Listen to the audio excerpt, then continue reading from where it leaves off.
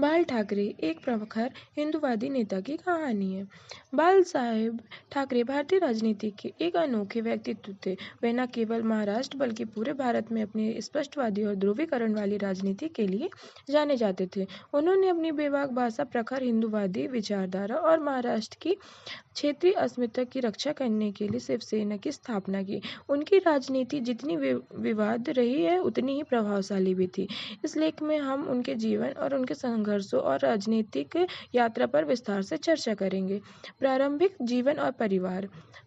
बाल साहेब ठाकरे का जन्म 23 जनवरी 1926 को पुणे, महाराष्ट्र में हुआ।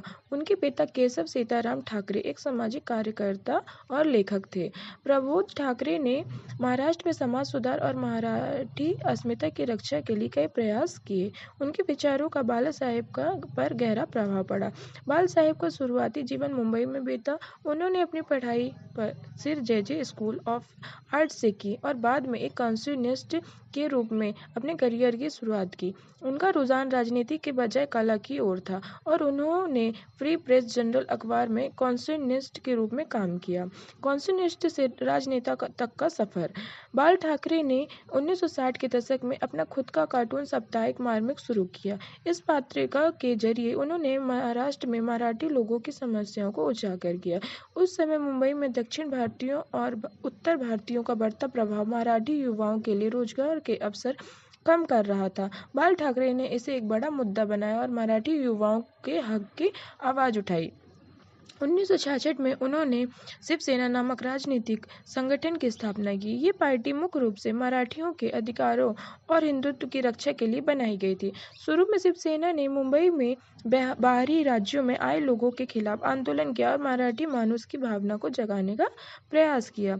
शिवसेना का उदय। शिवसेना ने जल्दी ही मुंबई और महाराष्ट्र की राजनीति में अपनी जगह बना ली। बाल ठाकरे ने शिव सैनिकों के जरिए महाराष्ट्र में कई आक्रामक आंदोलन चलाए, जिससे वह युवाओं के आदर्श बन गए। उन्होंने मराठी भाषी लोगों को संगठित किया और क्षेत्रीय राजनीति को एक नई दिशा दी। उनकी पार्टी में 1980 के दशक में हिंदूवादी राजनीति की ओर झुकाव किया और 1990 के दशक भारतीय जनता पार्टी के साथ संगठन किया। 1995 में ये गठबंधन महाराष्ट्र की सत्ता में आया और पहली बार शिवसेना बीजेपी सरकार बन गई। हिंदुत्व और विवाद।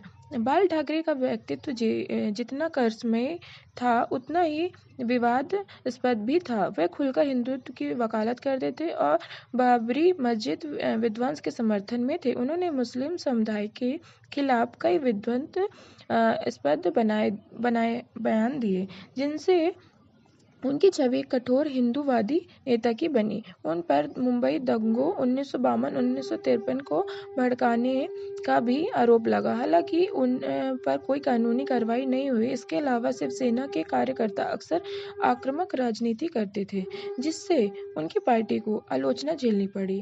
बाल ठाकरे ने हमेशा खुलकर अपनी बात कही है। वे कभी भी किसी राजनेता से नहीं डरते थे। उन्होंने कई बार कांग्रेस और वामपंथी दलों की आलोचना भी की है। मीडिया और प्रभाव। बाल ठाकरे का मीडिया पर भी गहरा प्रभाव था। उन्होंने समान नामक अखबार शुरू किया, जो शिवसेना का मुखपत्र माना। इस अखबार के जरिए वे अपनी विचारधारा और पार्टी की नीतियों को जनता तक पहुंचाते थे। उनकी शैली और भाषण देने का तरीका इतना प्रभावशाली था कि उनके समर्थक उन्हें भगवान की तरह पूजते थे। शिवसेना के कार्यकर्ताओं के लिए वे सिर्फ एक नेता नहीं बल्कि गुरु और पिता के समान भी थे। अंतिम और समय और विरासत। बाल ठाकरे का निधन 17 नवंबर 2012 को हुआ। उनके अंतिम संस्कार में लाखों लोग शामिल हुए, जिससे उनके जनादर का पता चलता था।